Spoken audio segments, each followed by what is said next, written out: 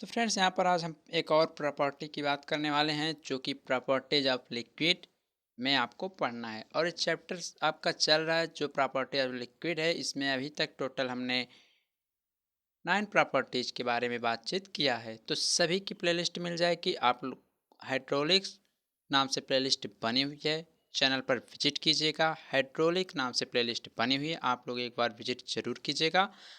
Total आपका first chapter से लेकर सेकंड चैप्टर तक की अब तक की जितने भी वीडियोज हैं सभी क्रम वाइज मिल जाएंगी। वहाँ से आप लोग हमारी सभी वीडियो को देखकर अपना नोट्स एकदम क्रम वाइज बना सकते हैं, क्योंकि हम एकदम क्रम वाइज यानी सीरियल से सभी वीडियो को पढ़ाए हैं। एक एक टॉपिक को फिगर सहित, एक एक डिफिनेशन, डेरिवेशन, हिंदी इंग्लिश दोनों लैंग्वेज सहित आपको पढ़ाया है। कोई भी प्रॉब्लम होती है तो आप हमें कमेंट करके ज़रूर बताइएगा, लेकिन आप लोग नोट्स अपनी बनाते हुए ज़रूर चलिए।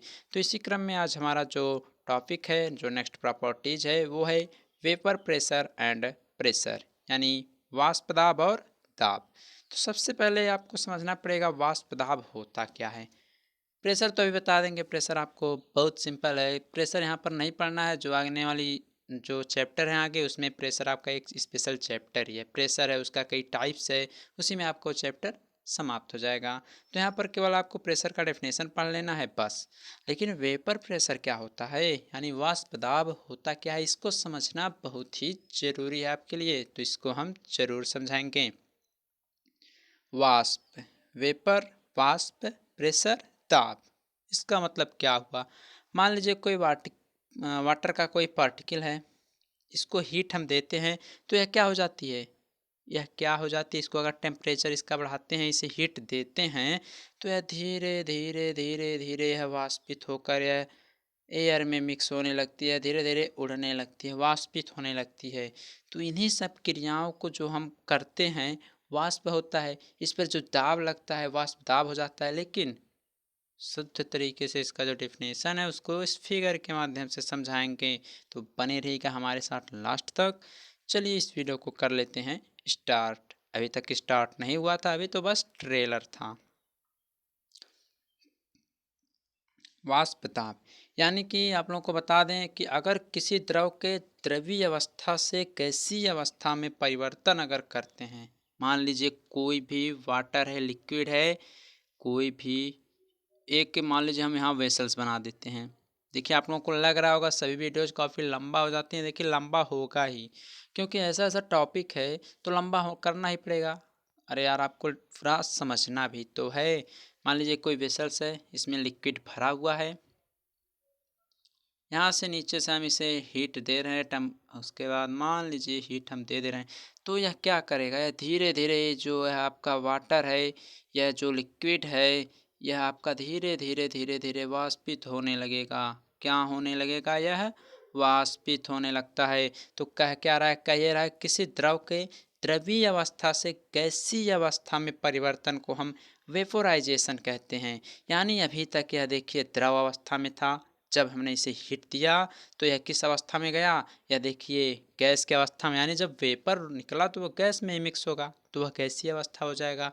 तो इसे वेपोराइजेशन कहने लगे। यानी किसी द्रव के द्रवीय अवस्था से गैसीय अवस्था में जो परिवर्तन हो रहा है उसे हम वेपोराइजेशन कह रहे हैं। यानी वह वाष्पिक अवस्था भी इसे हम बोल सकते हैं।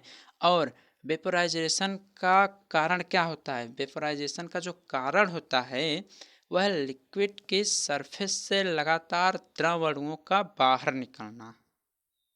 अब क्या बताया इसमें, मतलब ये कह रहा है कि वेपोराइजेशन का कारण क्या होता है, लिक्विड की फ्री लिक्विड सरफेस। यह आपका हो गया लिक्विड। ये तो है नहीं कि एक ही बार में पूरा ये वेपोराइजेशन हो जाएगा, पूरा वाष्प बन जाएगा। तो इसका जो बाहरी सरफेस है, इसका जो आपका बाहरी सरफेस है, देखिए थोड़ा मतलब ब्लू के ऊपर जो इसके ऊपर चला, इसका जो बाहरी सरफेस है सबसे पहले वह वेपराइज होगा, सबसे पहले वह वेपराइज होगा। उसके बाद धीरे धीरे धीरे धीरे करते करते पूरा आपका वेपर में चेंज हो जाएगा। तो कह क्या रहा है, कह यही रहा है कि वेपोराइजेशन का जो कारण होता है वह लिक्विड की फ्री लिक्विड सरफेस से लगातार द्रव अणुओं का बाहर निकलना होता है। यानी यह आपका पार्टिकल है, वाटर का, लिक्विड का पार्टिकल है, इसको हमने हीट दिया, इसको हमने हीट दिया, तो यह सबसे पहले अपने ऊपरी परत से वेपराइजेशन होना प्रारंभ करेगा, उसके बाद होते होते होते अब पूरा वेपर फॉर्म में चेंज हो जाता है। ठीक, यहाँ तक समझ में आया होगा? यहाँ तक समझ में आया होगा तो इसमें और क्या लिखना है, जो हम बोल रहे हैं उतना लिख लीजिएगा, लेकिन इसके पहले आप लोग डेफिनेशन लिख लीजिए। डेफिनेशन में क्या कह रहा है, कहिए रहा, जो भी हमने बोला वही लिखना है। कहिए रहा है किसी द्रव के द्रवीय अवस्था से गैसीय अवस्था में परिवर्तन को वेपोराइजेशन कहते हैं। फिर उसके बाद किसी द्रव के ऊपरी सतह पर वाष्प द्वारा एकांक क्षेत्रफल पर लगाया गया बल वेपर प्रेशर कहलाता है। क्या कह रहा है, किसी द्रव के ऊपरी सतह पर वाष्प द्वारा डेफिनेशन लिख लीजिए, बता देते हैं, फिगर बनाकर समझाएंगे। डेफिनेशन लिख लिया होगा तो चलिए डेफिनेशन को हटाते हैं और आपको समझाते हैं। क्या कह रहा है डेफिनेशन, तो मान लीजिए यह आपका दिया क्या है, यहाँ पर एक फिगर बनाया है, इसमें आपका लिक्विड भरा हुआ है, ठीक, और इसे हमने मान लिया कर दिया पैक। ठीक, कर दिया पैक, ओके।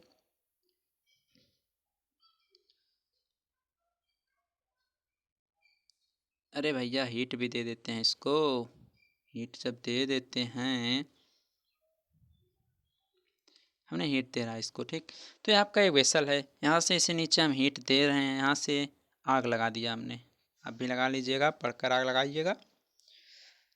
यहाँ पर मान लीजिए वाटर भरा हुआ, फिगर बनाइएगा आप लोग जरूर।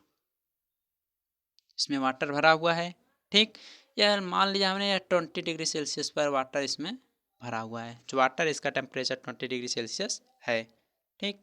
और ये मान लीजिए हमने वाटर जो है एटमॉस्फेरिक प्रेशर पर है, और यहाँ तक यह टोटल वाटर भरा हुआ है। जो आपके यहाँ लाइन दिख रहे हैं, यहाँ तक इस पर टोटल वाटर भरा हुआ है। और ये पूरा ऊपर जो है, इसमें जो यहाँ ऊपर आपका दिख रहा है, यह पूरा खाली है, यह पूरा आपका खाली है, यानी इस ये क्या है, वैक्यूम है, निर्वात है, कुछ नहीं है, ठीक, ओके। अब यहाँ से जब हमने इसको हीट देना प्रारंभ किया, इसको जब हीट देना प्रारंभ किया तो वाटर का लिक्विड यहाँ पर सतह था, फ्री लिक्विड सरफेस यहाँ तक था, तो धीरे धीरे धीरे धीरे धीरे धीरे यह क्या हो रहा है, वेपर में जा रहा है। किस में चेंज हो रहा है, वेपर में चेंज हो रहा है। तो देखिए वेपर आपका ऊपर जा रहा है, ठीक।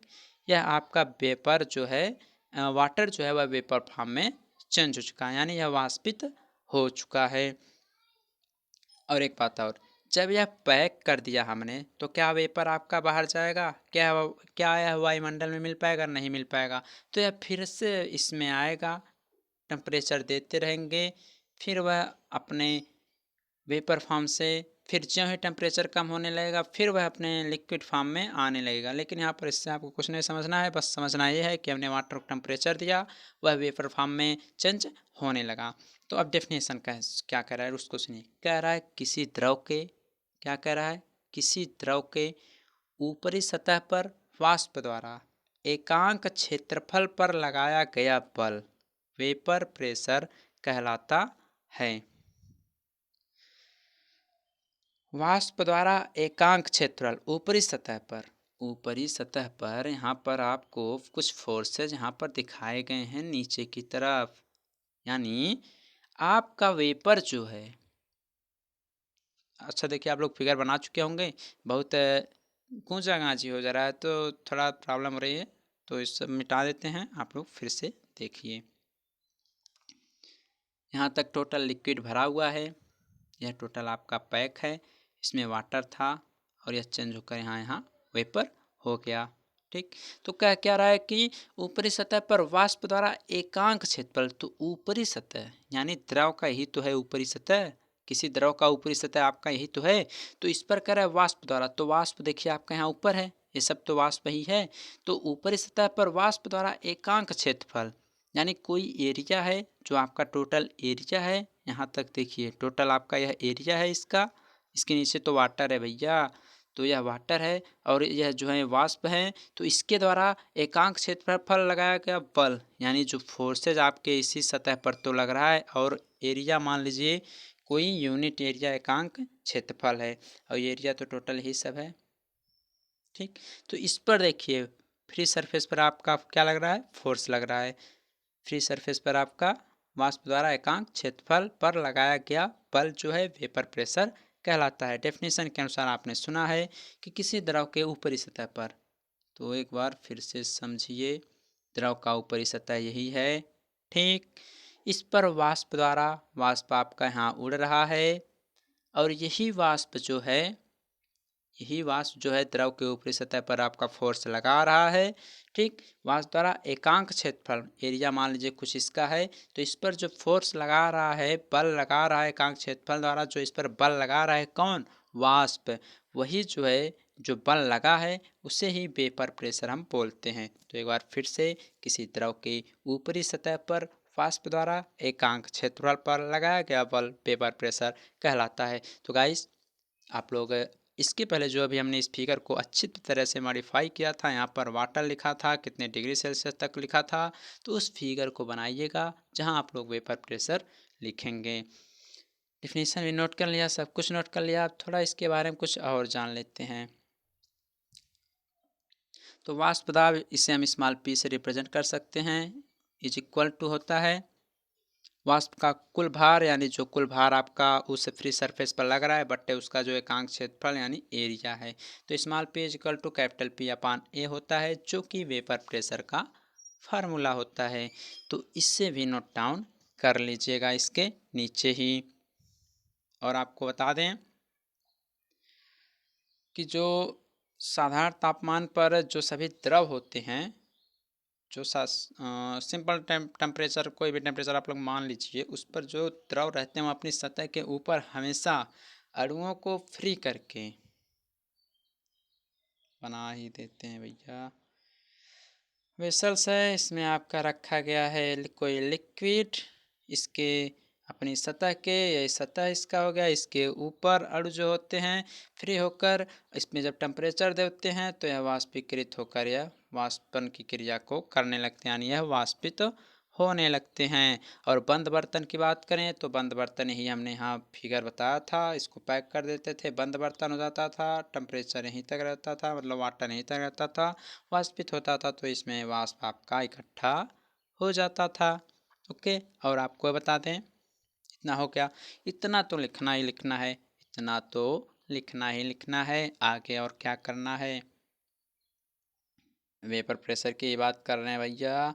इसमें कह क्या रहा है, कह ये रहा है कि विभिन्न द्रवों का वाष्प दाब भिन्न तापों पर भिन्न भिन्न होता है। देखिए, आपके टेम्परेचर के ऊपर है, आप कितना टेम्परेचर देते हैं, कितना टेम्परेचर नहीं देते हैं, वो आपके ऊपर है। इसलिए कह ये रहा है कि विभिन्न द्रवों का जो वाष्प दाब होता है, जो स्मॉल p निकल कर आता है, वह भिन्न भिन्न यानी अलग अलग टेम्परेचर पर अलग अलग होता है।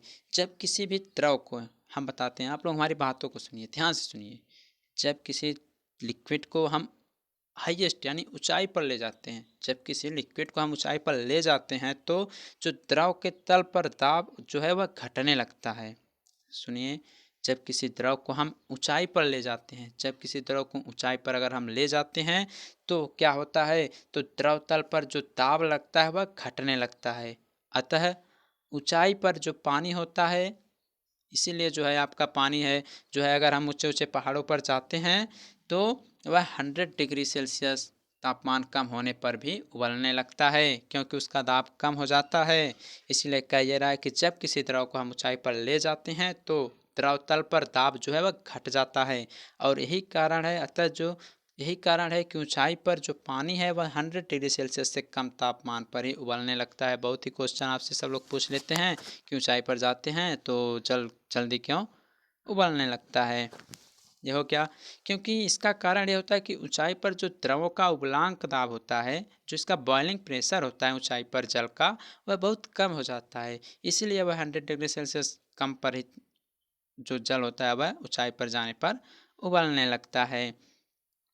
और भी नोट कर लीजिए, कुछ इंपॉर्टेंट लाइंस हैं जो आप लोग नोट डाउन कर लीजिए। फर्स्ट लाइन आपका ये कह रहा है, का ये रहा है आपके सामने लिखा ये है कि पानी का जो वाष्प दाब होता है वह कमरे के तापमान पर 0.0235 किलोग्राम फोर्स पर सेंटीमीटर स्क्वायर या 0.2 इंटू 10⁴ न्यूटन पर मीटर स्क्वायर नहीं लिख पाया आपने? फिर से लिख लीजिए। बोल तो दिया हमने कि पानी का, लिखा भी है आपके सामने, लिखा है, लेकिन बात ये है ना, लिखा नहीं पाता है यूनिट। क्या ये रहा है कि वाष्प दाब जो होता है, पानी का वाष्प दाब जो होता है, वह कमरे के तापमान पर कितना होता है? 0.0235 किलोग्राम फोर्स पर सेंटीमीटर स्क्वायर, या आपका होता है 0.2 इंटू 10⁴ न्यूटन पर मीटर स्क्वायर, या इसे लिख सकते हैं आप लोग 2 किलो न्यूटन पर मीटर स्क्वायर। ये होता है वाष्प दाब कमरे के तापमान पर, किसका? जल का। ठीक, इतना नोट कर लीजिएगा आप लोग। ये हो गया। और आपको ये बता दें कि जब द्रव तल पर दाब जो है द्रव के वाष्प दाब के बराबर या कम हो जाता है, जब बर्तन है, ये लिक्विड भरा हुआ है, अंदर लिक्विड इसमें भरा हुआ है, समझिएगा भैया, जो हम टॉपिक बोल रहे हैं, जो टॉपिक बोल रहे हैं उसको समझने का प्रयास कीजिएगा। डिफिनेशन तो सब लोग बता देंगे, लेकिन जो कुछ इंपॉर्टेंट टॉपिक हैं, रीजंस होते हैं, कारण होते हैं, समझना वो बहुत ही ज़रूरी होता है। 15-20 मिनट लग जा रहा है केवल वेपर प्रेशर समझना। हम भी बस डिफिनेशन और ऐसे बताते हुए चलते तो शायद आपका सेकेंड चैप्टर क्या 5th चैप्टर तक समाप्त हो जाता, लेकिन पूरा एक एक नोट्स को बताते हुए हम चल रहे हैं, इसमें क्या क्या इसके गुण होते हैं, प्रॉपर्टीज क्या है, पूरी बात को बताते हुए आगे हम पढ़ रहे हैं।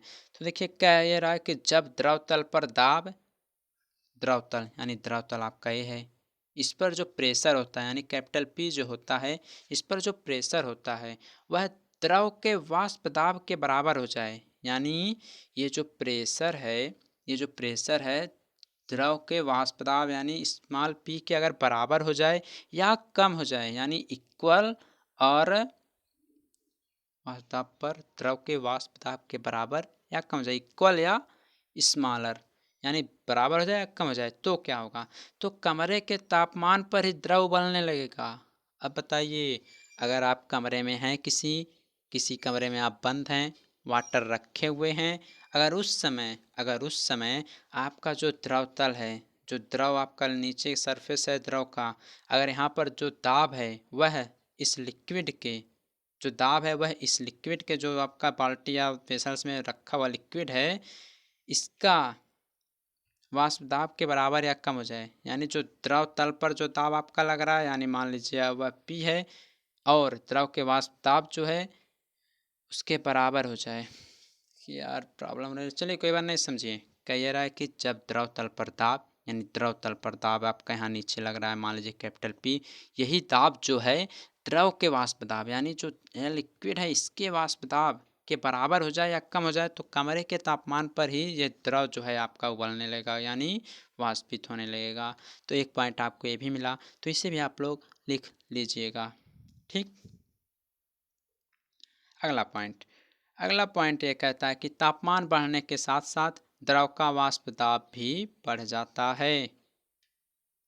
पारे का वाष्प दाब बहुत कम होता है, पारा तो अभी नहीं, हम अभी तो लिक्विड की बात कर रहे हैं, जल की बात कर रहे हैं। तापमान यानी अगर टेम्परेचर आप लोग बढ़ाते हैं, टेम्परेचर बढ़ाते हैं तो आपका स्मॉल पी भी बढ़ने लगता है। इसको भी नोट डाउन कर लीजिए। यानी जल है, मान लीजिए वेसल में आपका जल किसी बर्तन में भरा हुआ है, हाई टेम्परेचर आप लोग दे दिए तो जल्दी जल्दी उसका क्या होने लगेगा, वेपराइजेशन होने लगेगा, बहुत जल्दी जल्दी उबलने लगेगा, तो उसका वेपर प्रेशर भी बढ़ने लगेगा। ठीक, इतना हो गया। इस पॉइंट को भी नोट डाउन कर लीजिए जो हमने बोला है, ये सब आपके वाष्प दाब के अंतर्गत ही आता है।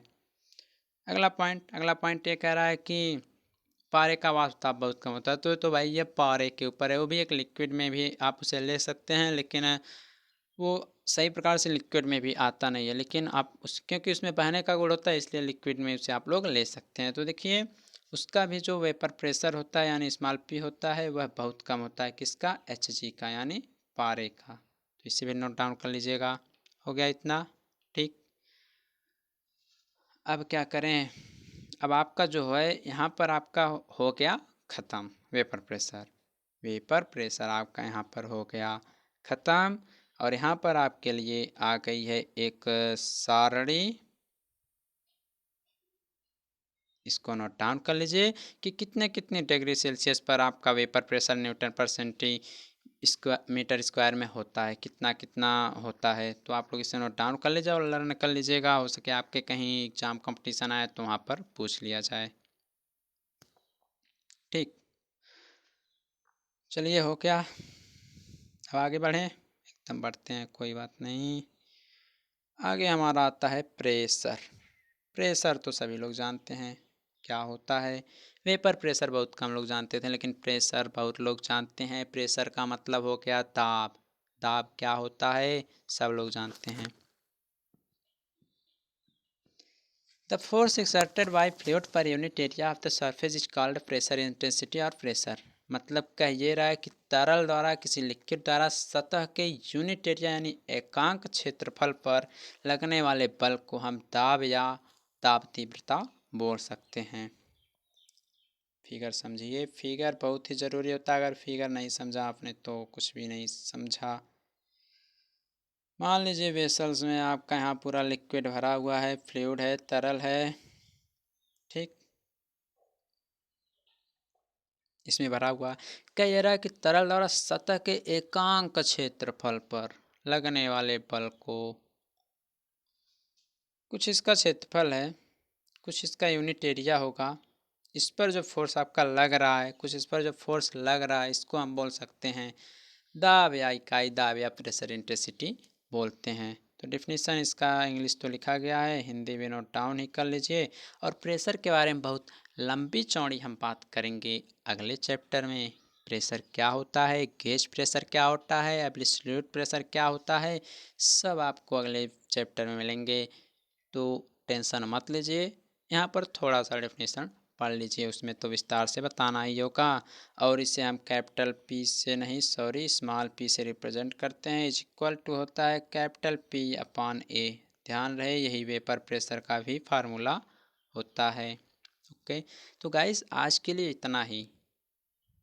अभी इसकी प्रॉपर्टी ऑफ फ्लूइड की दो वीडियो बनेंगी। एक में आपको बताया जाएगा compressibility and bulk modulus, and एक में बताया जाएगा effect of temperature of fluid, and उसी में जो लास्ट आएगा उसमें बताएगा कुछ द्रव के इम्पोर्टेंट टॉपिक।